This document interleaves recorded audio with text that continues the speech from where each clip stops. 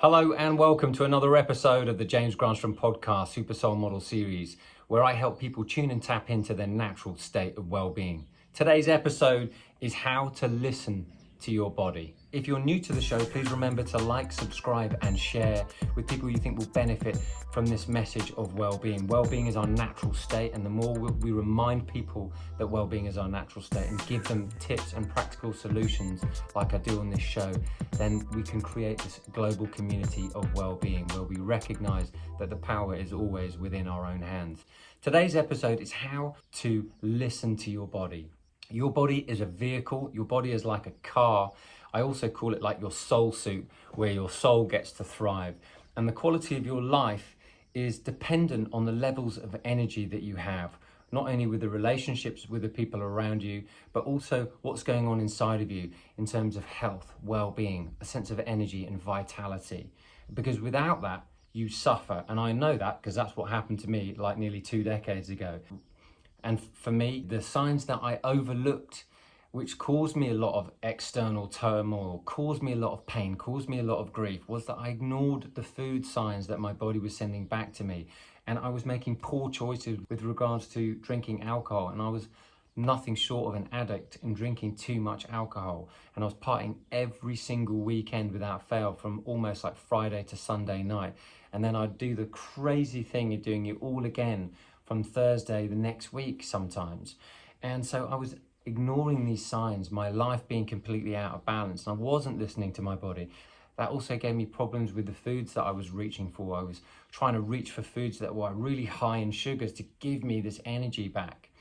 And again, that was helping me spike my blood and giving me real highs and real lows, and I wasn't sure if I was high or depressed. And then that also led me into doing like party drugs and things like that, which were just trying to escape the reality that I was experiencing, which was I wasn't happy because I was always constantly looking for an external to pick me up. So are you ignoring signs? Are you ignoring these signs in your life by any means? And maybe the signs that you're looking for where you're not listening to your body is maybe you've got bad skin. Maybe your eyes are looking a little dull and there's no light behind the eyes. Maybe you've got like really low energy. Maybe you have an emotional imbalance and you have real serious mood swings. Or maybe you're overweight, or perhaps even underweight. Or maybe you overtrain and there's loads of pains and aches and you don't know how to find that balance. Is there a numbness? Is there like tingling in the body? Do you get chest pain? Are you more sick than well? All of these are telltale signs for you to begin to listen to your body. And as soon as you listen to the subtle messages that these feedbacks mechanisms in terms of the pain and the aches and the things that come to you inside of your body are giving you, then you can begin to make positive change. That is a sign to listen to your body. So the good news is I have 7 strategies that I want to share with you today that have really worked for me, and they will work for you if you apply them. Your body listens to what your mind is saying. It's like it receives instructions from your mind because your body is eavesdropping on what's happening on your mind the whole time. It's like a mirror, and awareness is the link between your body and mind. So when you become aware of the thoughts that you're thinking, you'll also become aware of what's happening in your body, because your mind, like Joe Dispenza says in his book Supernatural, is that the body is an extension of the mind. I like to call it an extension of the soul. It's like this soul suit. And your soul wants to feel true freedom, and it feels true freedom when the mind and the body is also in harmony, because you have this sense of lightness, you have this sense of lightness of being. When someone is light-hearted, it's because they're light in their body, which means they have lots of energy and little resistance. And when you have your body that's full of light, it means it's high on energy, it's happy, there's a sense of vitality, and that's because what you're thinking and what you're consuming inside of your body is an absolute match for lightheartedness. And so what I wanted to help you do in this episode is give you these 7 strategies for listening to your body so you contain more light in your body. So you are now harmonizing with this lighter aspect of your body. And let's call it a light body. Because as soon as your body starts to become light, meaning you're filling it the right fuel, meaning you're fueling it with uplifting positive thinking, and you're fueling it with little resistance and more flow, meaning less cortisol and more dopamine, serotonin, and all the high vibe chemicals that your body can produce when it feels good, the body will thrive, because a happy mind also creates a happy body and a healthy body. And so the mind is like the driver. So you need to be the driver inside of your body, listening to the signals that your body's telling you, whether they're aches and pains or dizziness or sores or whatnot, and be able to listen to those indications so that you be able to create more light and more energy and more upliftment and more feel good inside of your body. Because when you have this level of energy that I've been tapping into for like nearly 2 decades now, you don't get that tired. You have energy throughout the whole day. And most people go, oh, surely I should be a bit tired by that time. For me, to go on a 13-mile run, I find that really easy to do any time. I can literally pick up and run up a mountain. I did that a couple of weeks ago. I went to climb up a mountain called the Sierra Mijas here in Spain. Got up and down in 1 hour and 45 minutes. And I'm saying that just because of the level of energy that I have. I was able to take the right nutrition and beverages to be able to do that safely and soundly, but also because I know the amount of energy that I have when I feel good. And so when I choose to do mountain climbs or hikes or runs, I know that I do it based on the level of energy that I have. And I find it very unusual to be low energy now, and I find it very usual for me to be high energy, because I know that what I'm thinking and what I'm putting in my body creates this light, which creates this energy, which creates this mind, body, soul harmony. And my soul begins to feel a lot more freedom, a lot more vitality, and can express itself more clearly through the passion of what I'm doing and sharing with you on these podcasts, but also in the fun stuff that I'm doing in creating music and, doing extra curricular activities like sports and so forth that I love to do. And I want that for you. I want you to experience lots of energy. But in order to do that, you need to be able to listen to your body, and you need to listen to it very, very carefully. And I want to share with you my 7 strategies for creating that healthy body. And so you will be able to fill yourself up with more light, and you'll be able to enjoy your life at greater levels. So my first strategy for being able to listen to your body is to practice awareness. And you practice awareness by being still and listening to the breath. Maybe it's taking up meditation. Maybe it's just being able to sit still and listen to the impulses that your body is saying. This was very alien to me when I first started meditating years ago. And I began to practice stillness, listening to my breath, listening to the subtle nuances and messages that my body was saying to me. And it was like little twinges, little feelings. How was my ankles feeling? How was my chest feeling? I remember having very shallow breathing when I first started meditating. And that meant I was highly anxious at that time. And so I started to slow that anxiety down by breathing more deeply. And what I noticed after practicing meditation, after a couple of weeks practicing this stillness, was I began to sweat heavily in the middle of the night. And my meditation teacher called me up and said, how's the meditation going? I was like, nothing's really happening. I know I've been sweating profusely for the last 2 nights in a row, and I've had to wash my sheets. And that's when my meditation teacher said to me, he goes, oh my golly, your body is eliminating toxins at a rapid rate. And so for you, practicing stillness, practicing meditation can help eliminate these toxins in your body just by sitting still, listening to your breath. And what I noticed after practicing meditation twice a day for 4 months was I changed my diet, and I changed it to a plant-based diet. I changed what I was drinking. I started to wean myself off drinking alcohol. And after 4 months, I completely quit alcohol. And that's been over 17 years. Now, I'm not asking you to necessarily do that, but could you practice 5? Could you practice even 10 minutes a day doing that?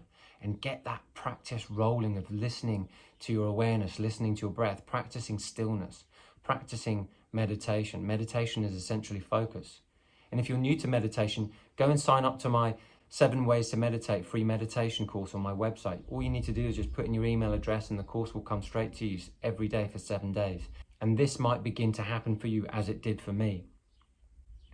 Practicing the stillness eliminates those toxins. And when those toxins are out of the body, it's far easier to listen to what your body's saying, because now your body is guiding you from this higher state of well-being.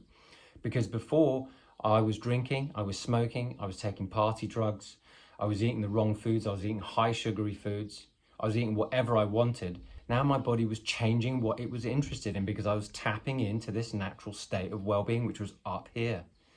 And before, all I was having was the swipe card access to these lower foods and lower vibrations. And as soon as I began to practice stillness and meditation, boom, now I started having access to what I call the VIP room. The VIP room of health, vitality, and energy, which I didn't have before because I was trying to get it externally through bad sources of food, through excess alcohol, through all sorts of poor choices, because I was looking for external stimulants to fill me up rather than internal stimulants, which were natural. And that's exactly what I'm saying. That is my number one strategy for being able to help you listen to your body. So number two, my second strategy is, when you eat, what's the feedback? Does it feel good? Does it feel like high energy food? Or does it feel like low energy food? Because everything that you eat has a feedback. Listen to your gut. What's your gut saying? Does your gut say that feels good? And straight after the meal, does it make you want to fall asleep, or does it give you energy? Because if it makes you want to fall asleep, it means that your digestive tract is working way harder to break that food down to actually process the energy out. So everything that you're eating, notice how you feel afterwards. Does it feel uplifting? Does it feel good? Or do you feel low energy, and does it hurt your stomach? Do you get any cramps? And so when you eat a lighter diet, what actually happens is your digestive system has to work much easier than breaking down a steak. A steak can take 18 to 24 hours to break down in your gut. Whereas when you're eating something more plant-based, it can digest in as little as 3 to 4 hours, or even quicker. What about the foods that you're eating, hot or cold? Notice how they make you feel afterwards. For me, I love hot foods, particularly in winter time, and now it's summer here. I'm trying to eat 50% cooked, 50% cold, because I still know that I like to have warm food, because if I had cold food all the time, my body doesn't feel that sense of balance. So I do 50-50 in the summer, sometimes even 70% uncooked and 30% cooked. But work out and listen to your body what feels right for you. And I studied Ayurvedic medicine, which means we have different doshas. Pitta is fire, Vata is air, and Kapha is earth. And you may be a mixture of all of those different elements, and certain foods will put you out of balance. And my main dosha, my main body type is Vata, which means that it likes air. So I liked more cooked foods, particularly, and warmer foods. But I've also got a mixture of the earth element in there with me, which means I like grounding foods as well to keep me in balance. But if you're a pitta person, someone who's got the fire, eating hot foods to this person will really aggravate that person. So if that is you, then eating hot foods is not good for you. What you want to be doing is have more colder foods. And spicier foods will aggravate that pitta as well. So listen to what your body's saying. Every meal that you have is either going to be energizing or not energizing for you. Have you ever recognized that when you don't feel great, you always reach for crisps, you reach for chocolate cake, you reach for anything that you think is going to make you feel better? And the reason being is because you're not tapped into your natural source of well-being in that moment. If you're stressed and you eat, that is not a good time to be eating. What you should be looking to do is ground yourself, because your mental energy is completely scattered. And so that might mean laying down on the grass somewhere, or jumping in some water, or taking a shower. When you're stressed, you want to reach for water. When you're stressed, you want to be reach for lying on some grass so you can calm that nervous system. You don't want to be reaching for foods, because the foods are going to kick you out of balance and not work in harmony with your body, because you tell your body when you're stressed that you eat, and when you do, you put on weight. And so what you're actually doing is you're eating for comfort rather than for creating energy. And what that does is create layers of fat over your abdomen. And the reason why most people are so obsessed by having six packs is because they recognize there's something to having that abdomen being like a washboard abs. And the reason is they're emotionally centered. But if you're not emotionally centered, it means that you're eating with your emotions rather than eating for the sake of the joy of eating. Two different experiences and two very different outcomes. So if you're new to being plant-based and you're unsure about whether to take the jump, why not check out my friend's book, Plant Powered? And In Adam's book, he talks about his journey about becoming plant-based. And what his mission is to say, why not try just 1 day a week? And so why not take the challenge? Why not go plant-based for 1 day a week and see how you get on? See how your body responds. I've been plant-based for over 17 years and it's been great for me.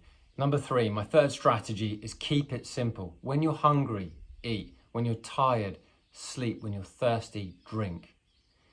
Keep it simple. Your body is giving you these simple signals, and if you can follow them, you're going to be able to feel greater energy and vitality in the body. The key to great living is having a sense of well-being, a sense of wellness, a sense of high energy.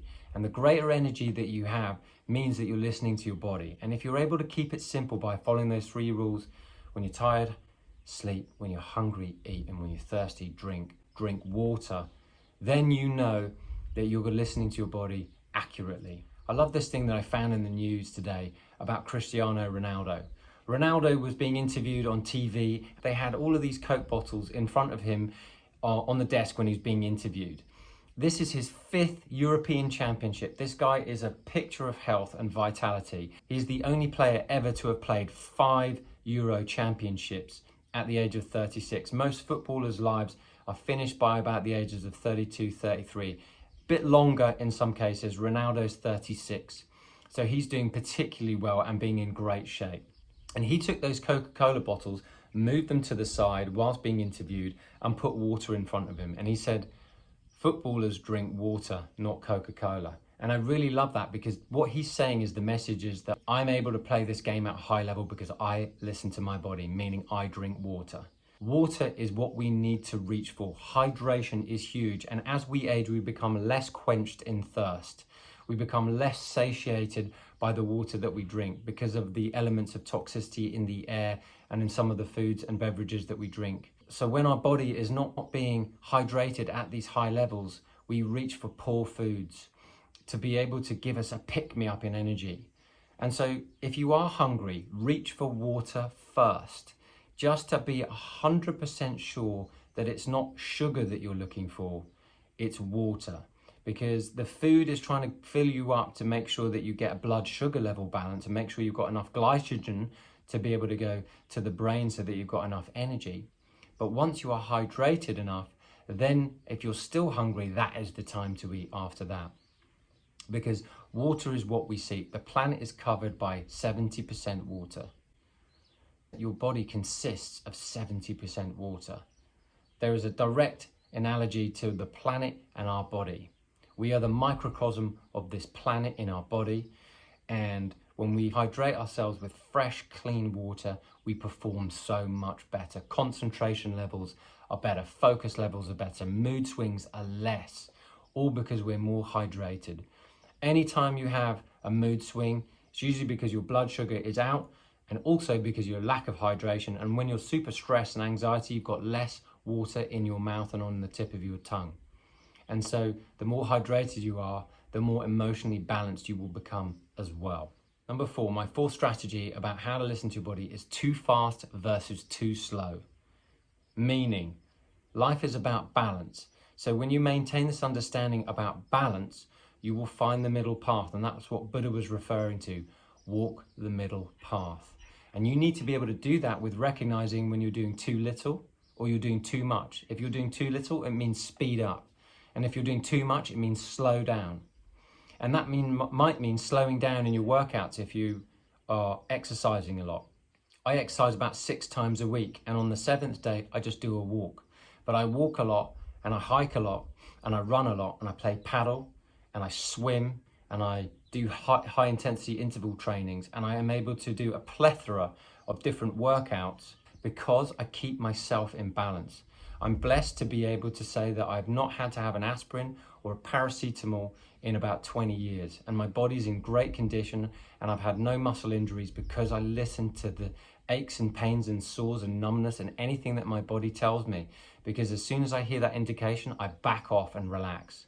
So listen to yourself. If you're doing too much, it means you're putting too much resistance on your trail, and back off. And if you're doing too little, it means speed up a little bit.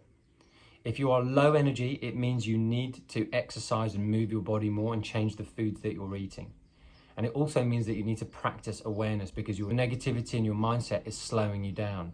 So you're creating less light in your body and you're creating more weight, meaning you've got emotional heaviness going on inside of your body, which creates lethargy. So another way to listen, if you're getting too much resistance in your day-to-day life, it might mean take a nap. If you're pushing too hard, take a nap. Can you back off for 20 minutes? Because when you apply too much force, what that does is that force is resistance, and that resistance creates slow energy, and perhaps something will snap or break. So you've got to listen to that resistance and ease off.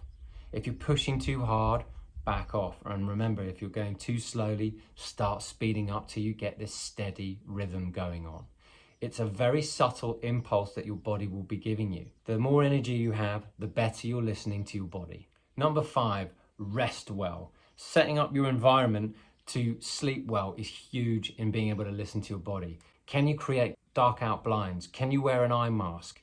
Can you create low levels of EMFs in your bedroom? Because those EMFs create more stimulation in your brain as it goes to sleep. So that might mean pulling out plugs, pulling out the TV in your bedroom. In my room here, I don't have a TV in there. There's a reason for that, is because I don't want to be bombarded by too much blue light or information in my room. And I certainly don't want too much electricity. There's a reason being for that. It helps harmonize my brainwave pattern so I can enter a state of flow and calm more easily. So create your environment, particularly your bedroom where you sleep well, so it's set up that you can be calmer and you can actually go into deep rest. Because without deep rest, you will end up making poor choices with your foods and the things that you consume. Because when you're not rested well, you're looking for more high sugary foods and you're eating more to try and keep the energy up. But actually what's happening is doing that might just put weight on, but it's not actually satisfying the body, because the body wants to eat when it's calm. The body wants to eat when it's happy. But when you're eating because of a sense of anxiety, or eating to try and get a spike, you're the person in the morning who needs a coffee to get going, that means that your blood is not quite level in balance, in my opinion.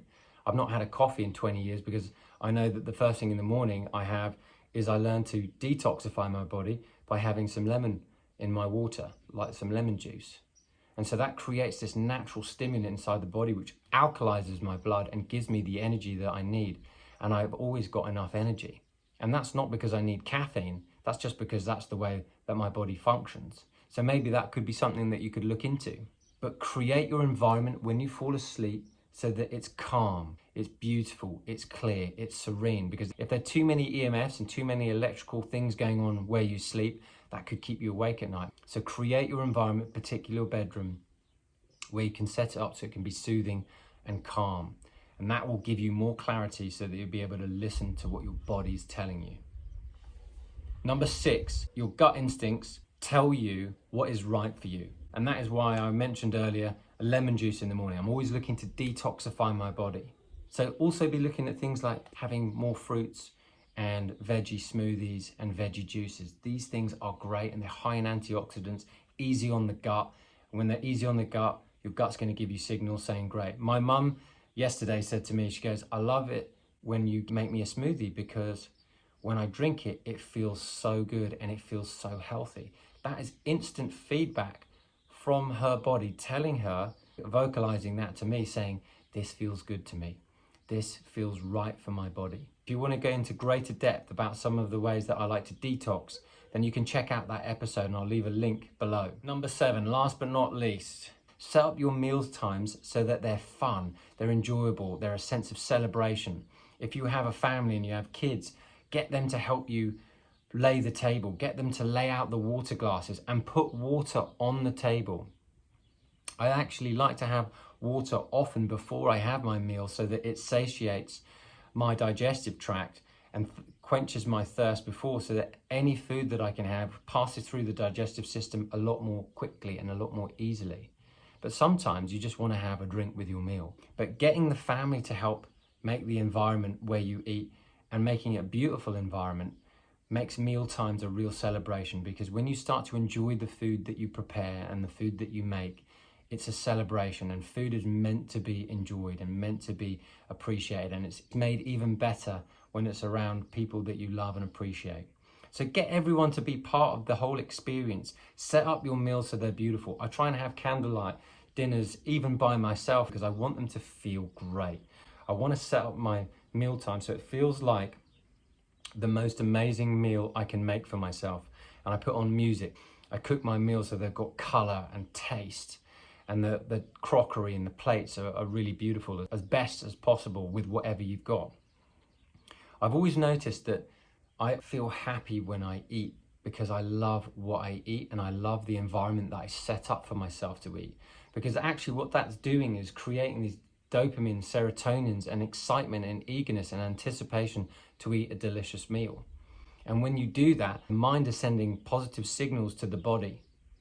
And then that creates the body-mind relationship. That's the body-mind mirror working in harmony. Have you ever noticed that animals don't eat when they're sick? And the reason being is because they know that their body needs to repair.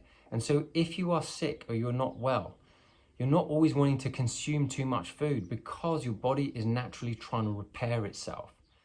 So in conclusion, practice awareness. Listen to your body by listening to the signals of the foods and meals that you have, by the feedback that comes back. Is it high energy or is it low energy? How do you feel? What does that type of food bring you in terms of quality of movement? How's your bowel feel? How does your stomach feel as a result of eating that food? How does that beverage feel after you've drunken it? I don't drink alcohol and haven't done for like nearly 20 years. And the reason being is because I recognized that my body wasn't interested in doing that because my body was naturally tapping into this higher energy. And so water became my main source of joy. And sometimes I add the fruits and stuff to it to give it a bit more flavor. But listen to what alcohol does to your body. Does it help you or does it not help you? There is a middle path that Buddha was going on about that I mentioned earlier. Look for it. Listen to the subtle feedback that your body gives you. In the strategy, sleep better. When you sleep less, it means you get mood swings and you feel out of balance. So sleeping is so important to resetting your energy and releasing the resistance inside of your body and the stress. Obviously, get hydrated and drink more water. Keep it simple. Remember my keep it simple philosophy. You know you're doing it right when you're happier and you have more energy. So I wish you happiness. I hope you have a wonderful week, and I hope you've got a lot of value from today's episode. And if you have, I'd love to hear from you over on Instagram. Why not tag me in a post or in a story and let me know what your main takeaway was from how to listen to your body today's episode. And if you're new to the meditation, you want to meditate, go and sign up to my 7 Ways to Meditate in 7 Days free meditation course. It's there for you, and it's there for a reason, because it will help you tune into this high level of energy where you have more energy and you feel great. Please remember to like, subscribe and share with people you think will benefit. And as always, I wish you green lights all the way.